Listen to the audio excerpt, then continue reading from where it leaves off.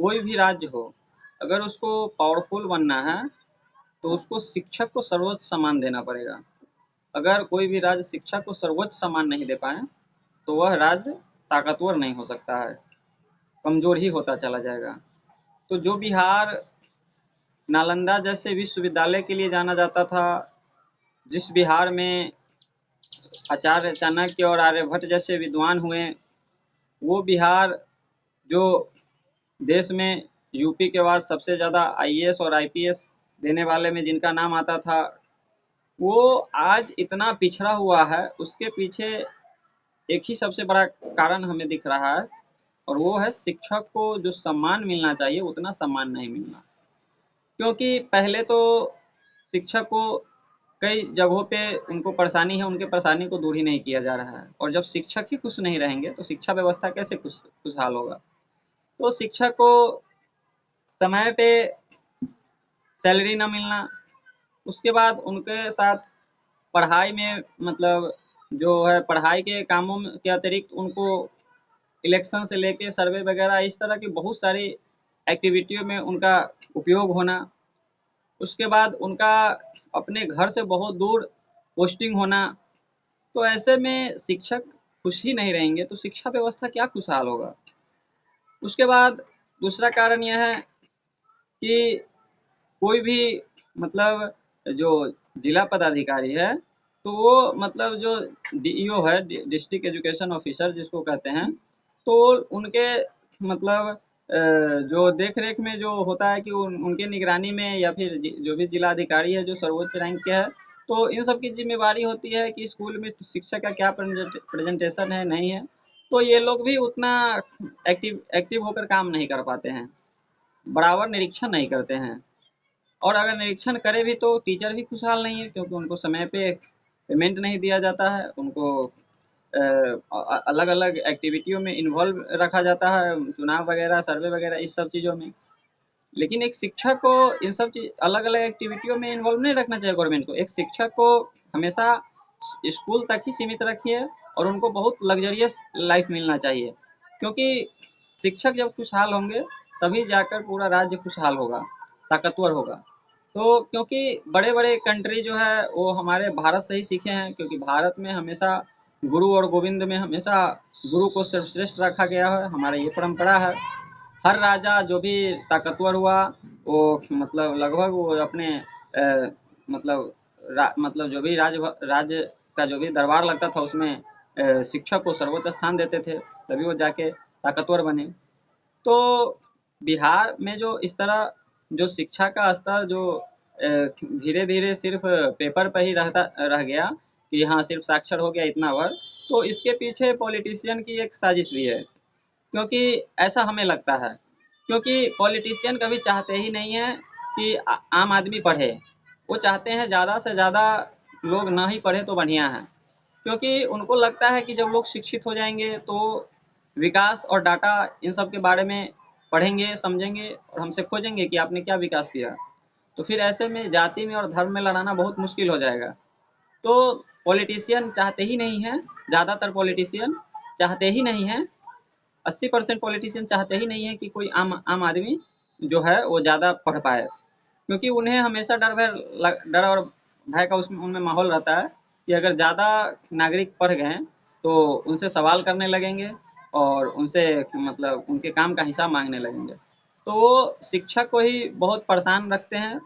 इस तरह का आशंका हमें जो लगता है, ऐसा हम अपना मंतव्य व्यक्त कर रहे हैं कि शिक्षक को समय पे सैलरी ना देना, उनके उनको अलग अलग कामों में इन्वॉल्व रखना, इलेक्शन और सर्वे जैसे कामों में, उनका घर से दूर पोस्टिंग कर देना कि उनका आने जाने में ही समय नष्ट हो जाए, तो इस बहुत ज़्यादा समय आने जाने में ही नष्ट हो जाए। तो ये सब जो है, जबकि शिक्षक का पोस्टिंग जितना नज़दीक हो सके उतना रहना चाहिए कि उनका समय बच सके, क्योंकि वही शिक्षक जब फ्री टाइम में अपने आसपास के बच्चों को भी, जब स्कूल खुलता है उससे पहले अपने आसपास के बच्चों को भी वो ट्यूशन पढ़ा सके, इस तरह कुछ शिक्षा बांट सके। तो शिक्षक का जितना समय यातायात में कम लगे तो ये बहुत ज़रूरी है। तो शिक्षक का सम्मान, हमें ऐसा लगता है कि ज़्यादातर जो 80% करप्ट पॉलिटिशियन हैं वो चाहते ही नहीं हैं कि शिक्षक का सम्मान हो, क्योंकि वो शिक्षक खुशहाल हो, शिक्षक खुश हो, वो चाहते ही नहीं हैं। क्योंकि वो जानते हैं कि शिक्षक अगर ढंग से पढ़ाएँ शिक्षक अगर खुशहाल होंगे, तो बहुत मन से पढ़ाएँगे, बहुत मन से पढ़ाएँगे तो बच्चे बहुत ज़्यादा पढ़ जाएँगे, और बच्चे जब बहुत ज़्यादा पढ़ जाएँगे तो ये 80% करप्ट जो पॉलिटिशियन हैं, उनसे सवाल करेंगे कि आपने देश के लिए क्या किया? तो फिर जाति में और धर्म में नहीं लड़ा पाएँगे। तो ये किसी भी राज्य के लिए बड़ा ज़रूरी है कि आपको सबसे पहले शिक्षा जो मतलब अगर कोई ये राज्य अगर वृक्ष है, तो उनके सभी एक्टिविटियों को सुधारने से ज़्यादा अच्छा है कि उसके जड़ में ही पानी दे दिया जाए। क्योंकि किसी वृक्ष को सभी सभी पत्ते को प्रॉब्लम को सॉल्व करने से अच्छा है कि आप उनके जड़ में ही अच्छे से पानी डालें, उनके जड़ को ही पोषण करे कि वो सारा पौधा सारा मतलब पत्ता हरा भरा हो जाएगा।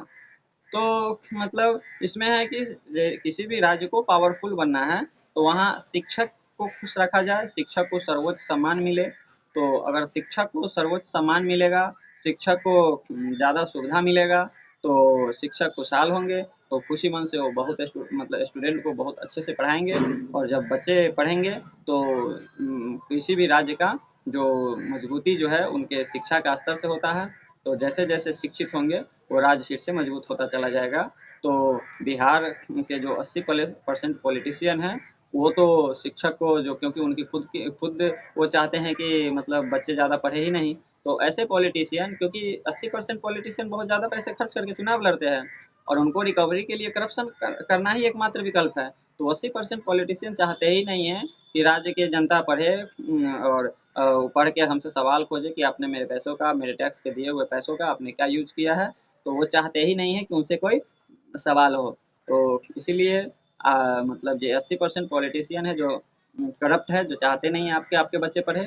तो इनको मतलब जो बहुत ज़्यादा पैसे करोड़ों रुपए खर्च करके मतलब चुनाव जीतते हैं और ये आपके बच्चे के हित की कभी नहीं सोचेंगे क्योंकि इनका करोड़ों रुपया रिकवरी चाहिए और वो करप्शन के माध्यम से ही होगा। और जब आपके बच्चे मतलब पढ़ जाएँगे तो इनसे इनका हिसाब माँगेंगे। तो इसीलिए ऐसे करप्ट पॉलिटिशियन को हटाइए और जो मतलब जो पॉलिटिशियन एक अच्छे विचारधारा के साथ आता है और जो कम खर्चों में चुनाव मतलब लड़ता है उनको वोट कीजिए क्योंकि जो पैसा कम खर्च करेगा वो करप्शन को कभी बढ़ावा नहीं देगा। और इस तरह से मतलब कम खर्चे वाले पॉलिटिशियन को ही और कम खर्चे वाले ही राजनीतिक व्यवस्था को हम लोग आगे लेकर चले। तो आइए हम सब मिलकर एक नए राजनीतिक व्यवस्था का निर्माण करते हैं और आप हमें एक सब्सक्राइब कर कर अपने दोस्तों और रिश्तेदारों से सब्सक्राइब करवा कर हमें समर्थन दीजिए कि हम एक नए राजनीतिक पार्टी का उदय कर सकें और स्थापना कर सकें और एक बिहार को फिर से एक बिहार को एक और उसके साथ साथ इस देश को भी भारत देश को भी एक नई ऊंचाइयों पर फिर से ले चले क्योंकि जब नालंदा जैसे विश्वविद्यालय बिहार में थे तो भारत सोने की चिड़िया थी। तो इसी तरह मतलब हम लोग भारत को फिर से सोने की चिड़िया बनाएं। तो आइए हम सब भारत के सभी राज्यों की अच्छी कामना करते हैं और हर राज्य से एक रिक्वेस्ट है कि जो उनके सत्ता के शीर्ष पर बैठे हुए हैं वो शिक्षक को सर्वोच्च सम्मान दे, सर्वोच्च स्थान दे जिससे शिक्षक खुशहाल हो तो शिक्षा व्यवस्था खुशहाल होगा। जब शिक्षा व्यवस्था खुशहाल होगा तो भारत फिर से सोने की चिड़िया बनेगी और इसी तरह हर स्टेट फिर से खुशहाल होगा। तो इसी तरह पूरे देश के नागरिक के साथ साथ बिहार के नागरिक से भी एक रिक्वेस्ट करते हैं कि यहाँ एक नए पॉलिटिकल मतलब पूरे देश के नागरिक के साथ साथ पूरे बिहार के नागरिक से एक रिक्वेस्ट करते हैं कि आइए हम सब मिलकर एक नए राजनीतिक पार्टी का युवा राजनीतिक पार्टी का गठन करें जो करप्शन फ्री हो, कम खर्चों में चुनाव लड़े और कम खर्चों में चुनावी व्यवस्था राजनीतिक पार्टी की स्थापना हो और कम खर्चों में ही राजनीतिक व्यवस्था चल सके। तो आइए हम सब मिलकर एक भारत को करप्शन मुक्त करने की कोशिश में एक कदम बढ़ाते हैं और पूर्णतः कोशिश करें मतलब पूर्णतः करप्शन को खत्म कर किया जाए क्योंकि बिना करप्शन को खत्म किए हुए भारत फिर से सोने की चिड़िया नहीं बन सकता। तो भारत को फिर से सोने की चिड़िया बनाना है तो करप्शन को खत्म करना ही होगा। तो इसके साथ ही जय हिंद, जय भारत।